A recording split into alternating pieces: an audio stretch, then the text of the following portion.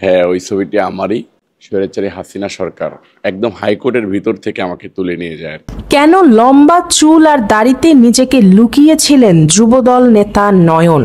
সম্প্রতি সামাজিক যোগাযোগ মাধ্যমে ছড়িয়ে পড়া একটি ছবি ঘিরে আলোচনা তুঙ্গে। ছবিতে লম্বা চুল ও ঘন দাড়িতে দেখা যায় ঢাকা মহানগর দক্ষিণ যুবদলের সদস্য সচিব রবিউল ইসলাম নয়নকে। অনেকে প্রশ্ন তুলেছেন কেন এমন চেহারায় প্রকাশ্যে এসেছেন তিনি। অবশেষে সেই প্রশ্নের উত্তর দিয়েছেন স্বয়ং যুবদল নেতা রবিউল ইসলাম নয়ন। এক সাক্ষাৎকারে নয়ন বলেন, হ্যাঁ, ছবিটা আমারই। 2022 সালে আমি যখন হাইকোর্ট থেকে জামিন নিতে যাওয়া নেতাকর্মীদের সহায়তা করতে গিয়েছিলাম, সেখান থেকেই আমাকে তুলে নিয়ে যায় সরকার। স্বৈরাচারী হাসিনা সরকার আমাকে গুম করে রেখেছিল প্রায় 5 থেকে 7 দিন। নয়ন জানান, সেই ঘটনার পর তাকে দীর্ঘ সময় জেলে থাকতে হয়েছে। কারাগার থেকে মুক্তির পর আন্দোলনে সক্রিয় থাকলেও বারবার হুমকি পেয়েছেন। চারদিক থেকে মেসেজ আসছিল আমাকে পেলে আর জীবিত রাখা হবে না, বলেন তিনি। এই পরিস্থিতিতে প্রশাসনের চোখ এড়িয়ে আন্দোলনে অংশ নিতে নতুন কৌশল হিসেবে বদলে ফেলেন নিজের চেহারা। আমি দাড়ি রেখেছিলাম, বড় চুল রেখেছিলাম, শান্তিনগর মোড়ে মশাল মিছিল করেছি ওই দাড়িতেই। চেহারার পরিবর্তন ছিল